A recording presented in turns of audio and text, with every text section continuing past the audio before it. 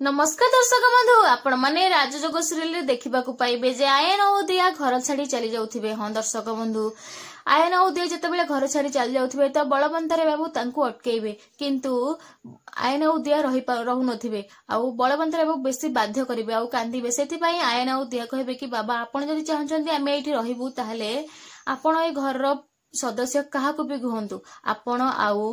माँ आउ प्रिया और वरुण को छाड़ दिया पर जदि घर कौन भी सदस्य आमको अटकेबे ना आम ताहले एठी रहिजु कुआडे भी जीवनी। या परे बलवंत राय बाबू प्रथमे आदित्य पाखक आसबे आउ आदित्य कहबे कि आदित्य तू तो मो गेली झियो ना आउ से तो भाई आयन तू तांको अटका तू कहले से अटके जिवे किंतु आदित्य किछि भी कहबेनी आ मुह तळकु करदेबे। या परे बलवंत राय बाबू रिया पाखक जिवे आउ रिया को कहबे कि रिया बहु माँ से तो तुम भौणी ने दिया तेणु तमे भी अटकाओ तमे अटकिले से रहिजिवे किंतु रिया कहबे कि जदि से मो स्वामी को फेरी आनिबे ताहले मु तांको एठी रहिया पई कहबी।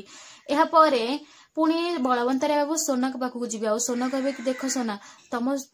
स्वामी वरुण को से माने फेरे नहीं आछंती तेणु तमे जदि अटकेब से निश्चय हेबे। या परे सोना कहबे कि हाँ से मो स्वामी को फेरे आनिछंती किंतु से मो स्वामी को नहीं तांका शरीर को फेरे आनिछंती आउ मो स्वामी एमिति बिहेव करछन जेमिति कि से को जंगल रे हरि जाइछंती आउ एमान को मु कोन अटकेबी एमान कोन मो स्वामी को फेरे आनिछंती। हाँ दर्शक बंधु वरुण को फेरे आनला परे भी समस्ते आयन दिया को आहुरी ता ऊपर दोष देबे। हाँ दर्शक बंधु एबे आपण मन कोन लागुचे आयन दिया को ए घर रहिबे ना से माने घर छाड़ी चली जिवे।